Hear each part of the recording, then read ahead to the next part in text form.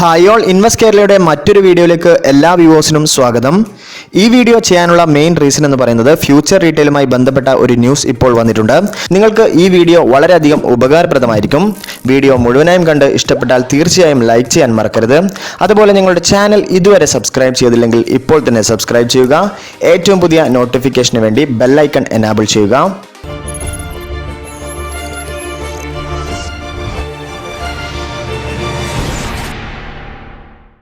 അതായത് ഇൻവെസ്റ്റേഴ്സിന് അറിയാം, ഇന്ന് ഫ്യൂച്ചർ റീറ്റെയിലിൽ ഒരു പ്രഷർ ദൃശ്യമായിരുന്നു. അതിനുള്ള കാരണം എന്ന് പറയുന്നത് അവരുടെ ബോണ്ടിന്റെ ഇൻട്രസ്റ്റ് പേയ്മെന്റ് തന്നെയായിരുന്നു.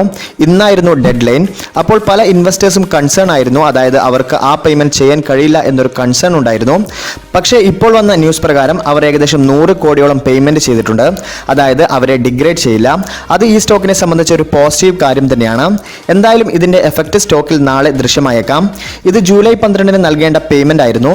അന്ന് അവർ ഡിഫോൾട്ട് ചെയ്തിരുന്നു. പക്ഷേ അന്ന് അവർ പറഞ്ഞത് അവരുടെ ഓപ്പറേറ്റിംഗ് ക്യാഷ് ഫ്ലോ ഇംപ്രൂവ് ചെയ്തുകൊണ്ട് ഇത് ബേസ് പീരീഡിന്റെ ഉള്ളിൽ അടക്കുമെന്നായിരുന്നു.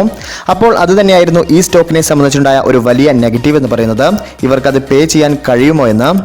അപ്പോൾ ഇതവർ അടച്ചത് ഈ സ്റ്റോക്കിനെ സംബന്ധിച്ചൊരു പോസിറ്റീവ് കാര്യം തന്നെയാണ്. പക്ഷേ സ്റ്റോക്കിന്റെ മേലെയുള്ള നെഗറ്റീവ് എഫക്റ്റ് പൂർണ്ണമായി മാറി എന്ന് നമുക്ക് പറയാൻ സാധിക്കില്ല. അതുകൊണ്ട് തന്നെ വരും ദിവസങ്ങളിൽ സ്റ്റോക്കിൽ ഫ്ലക്ച്വേഷൻ പ്രതീക്ഷിക്കാം. പല ന്യൂസുകളും ഈ കമ്പനിയെ സംബന്ധിച്ച് പുറത്തു വരുന്നുണ്ട്. ഈ കമ്പനി ഒരു മർജറിന്റെ വക്കിലാണ്. അതായത് ആദ്യം ഇവരുടെ മറ്റ് ഗ്രൂപ്പുകളായ future life, future supply chain solutions, അതുപോലെ ഫ്യൂച്ചർ റീറ്റെയിൽസ് തുടങ്ങിയവ ഫ്യൂച്ചർ ഗ്രൂപ്പിലേക്ക് മർജ് ചെയ്യും. അതിനുശേഷം ഇതിലേക്ക് റിലയൻസ് ഇൻവെസ്റ്റ് ചെയ്യും എന്ന രീതിയിലാണ് ന്യൂസുകൾ വരുന്നത്.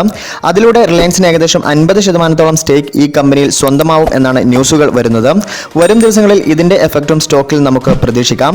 അതുകൊണ്ട് തന്നെ ഇത് റിലേറ്റഡ് ആയിട്ടുള്ള ന്യൂസുകളിൽ ഇതിൽ ഇൻവെസ്റ്റ്മെന്റ് നടത്തിയ ഇൻവെസ്റ്റേഴ്സ് വളരെ ശ്രദ്ധയോടെ വീക്ഷിക്കുകയും ഇതിൽ വരുന്ന ഔട്ട്കമുകൾ വാച്ച് ചെയ്യുകയും വേണം.